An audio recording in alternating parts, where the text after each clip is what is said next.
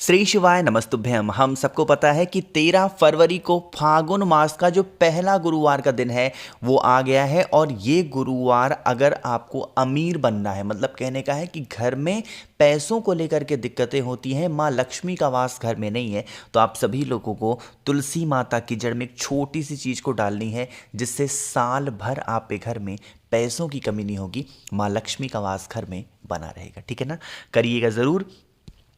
अब यहाँ पे समझते हैं इस उपाय को कि हमें कौन किन चीज़ों का इस्तेमाल करना होगा। देखो, जब भी मैंने आपको बताया है कि आपको पैसों का कोई उपाय करना है तो वहाँ एक चीज़ बिल्कुल कॉमन होती है और वो होती है कमलगट्टा, है ना। तो इस उपाय के लिए क्या करना है, आपको मात्र एक कमलगट्टा लेना है, इससे ज़्यादा नहीं लेना। ध्यान रखिएगा, कमलगट्टा ये भी नहीं ज़रूरी कि नया लेना है। जो कमलगट्टा आपने अपनी अलमारी में तिजोरी में रखा हुआ है, आप उसी कमलगट्टे का इस्तेमाल कर सकते हो, है ना। फिर देखो, आपको ज़रूरत पड़ेगी इस प्रकार से दूध की, है ना। दूध किसका होगा, दूध आपका कच्चा दूध होना चाहिए और गौ माता का दूध होना चाहिए। इस चीज़ों का भी ध्यान रखेंगे, है ना। इतनी हो गई।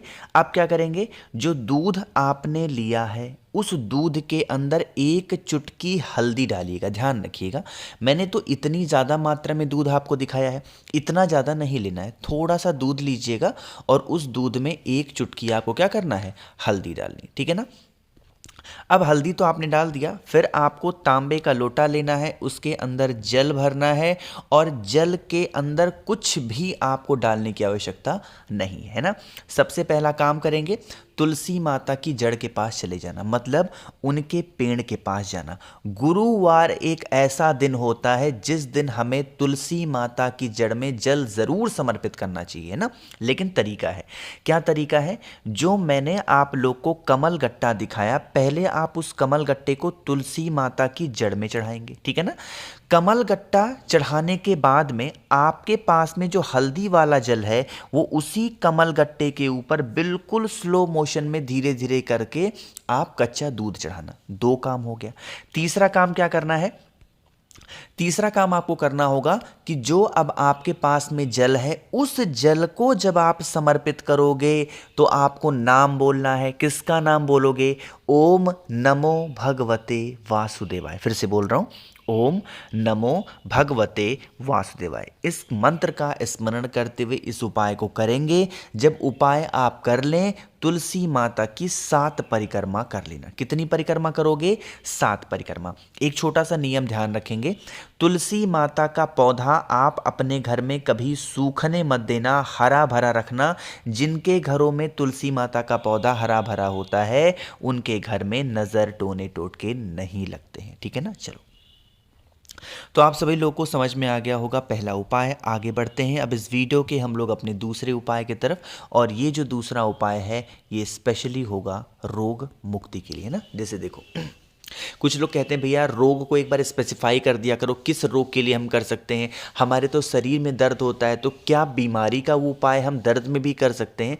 तो इसका जवाब है हाँ, आप किसी भी उपाय की बीमारी को आप किसी भी दिन किसी भी वक्त कर सकते हैं, कोई दिक्कत नहीं है ना। देखो, अब सबसे पहले इस उपाय के लिए हमें लेना है 5 खड़े मूंग। क्या लोगे, 5 खड़े मूंग आपको लेनी है, दाल की आवश्यकता नहीं है ना। एक तांबे का लोटा लो, उसके अंदर जल भरो। कोशिश करना आपको गुरुवार के दिन इस कलश के अंदर क्या डालना है, गंगा जल डालेंगे। और इसी गंगा जल के अंदर जो आपने 5 खड़े मूंग डाल रखे हैं, उन 5 खड़े मूंग को भी इसी कलश के अंदर जल के अंदर डाल देना है ना। डालने के बाद में फिर आप इस कलश को उठाना और पहुंच जाना सीधा महादेव के शिवलिंग के पास में। फेस रखिएगा उत्तर दिशा, यानी कि नॉर्थ डायरेक्शन, है ना।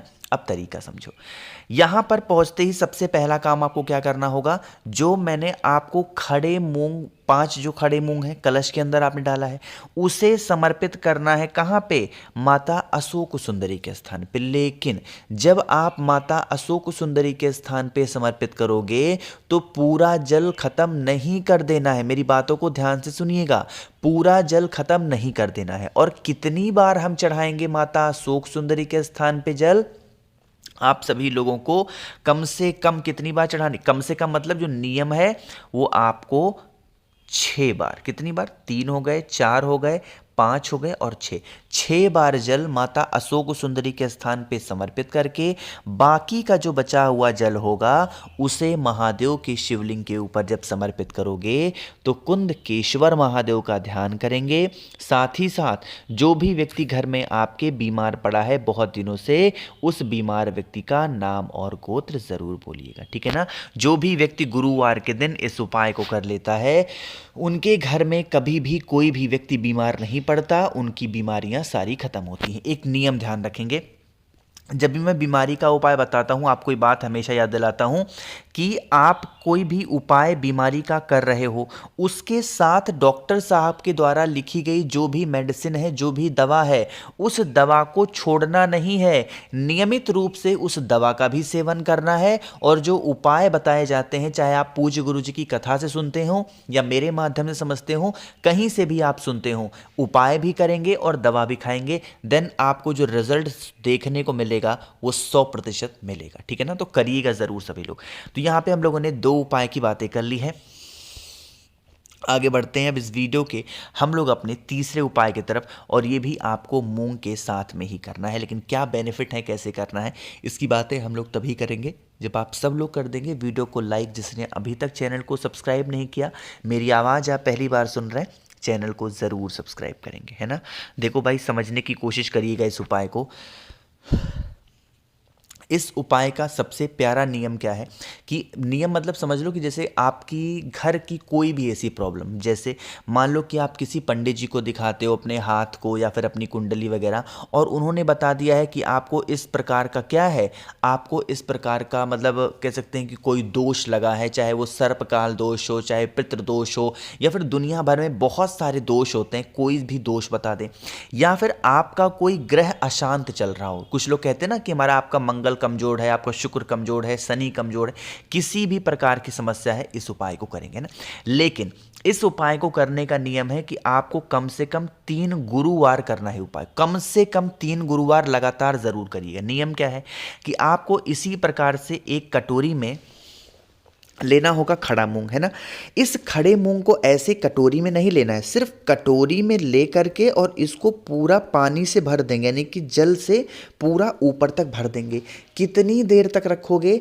आधे घंटे के आसपास तक उसको जल के अंदर भिगा करके रखना, ठीक है ना। आधे घंटे के बाद में फिर आप इस हरे मूंग के अंदर का जो जल होगा ना, उस जल को पूरा निकाल करके बाहर फेंक देना, है ना। फेंक दिया, जब जल के अंदर इसको भिगाओगे ना तो ये जो मूंग दिख रही है आपको, ये पूरी फूल करके बड़ी बड़ी हो जाएगी, ठीक। अब इसी मूंग के ऊपर आपको एक बड़ा सा गुड़ का टुकड़ा रखना है, छोटा नहीं रखना है, एक बड़ा सा गुड़ का टुकड़ा इसी मूंग के दाने के ऊपर आपको रखना होगा, ठीक है ना। रख दिया। अब इस कटोरी को उठाना, सबसे पहले इसको लेकर के जाएंगे भोले शंकर के शिवलिंग के पास में, जहां नंदी बाबा होते हैं, नंदी बाबा के पास में इस कटोरी को रख देना। वहां पर जो भी आपके जीवन की तकलीफें हो, प्रॉब्लम्स हो, उन समस्या के निवारण के लिए वहां पे प्रार्थना कर लेना, ठीक है ना।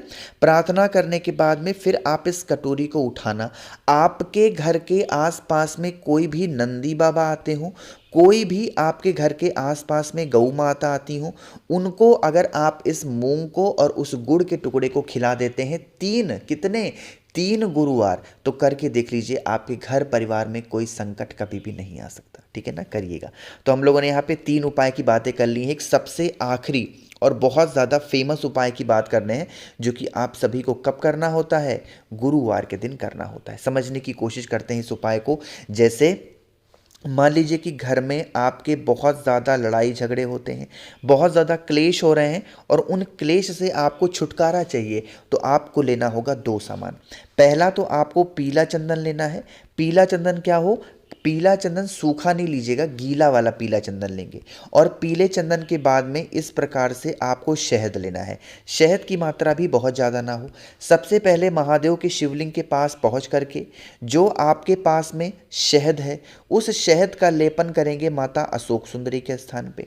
लेपन करने के बाद में जो भी व्यक्ति लड़ाई करता, झगड़े करता, उसके ऊपर आपको पीले चंदन का लेपन करना है, उस व्यक्ति का नाम और गोत्र बोल के, और फिर लास्ट में कुंदकेश्वर महादेव का नाम लेके अगर आप जल को समर्पित करते हैं तो यकीन मानिए कभी भी घर में आपके लड़ाई झगड़ा नहीं हो सकता। ठीक है ना। तो गुरुवार का ये उपाय आप सभी को ज़रूर करना चाहिए। बाकी मैंने कोशिश की है आप सभी को अच्छा समझाने की। वीडियो पसंद आई हो तो लाइक करिएगा, कुछ पूछना है नहीं समझ में आया नीचे कमेंट सेक्शन में पूछें। और मेरे जितने भी भाई बहन आवाज़ आज मेरी पहली बार सुन रहे हैं, चैनल को ज़रूर सब्सक्राइब करेंगे। श्री शिवाय नमस्तुभ्यं।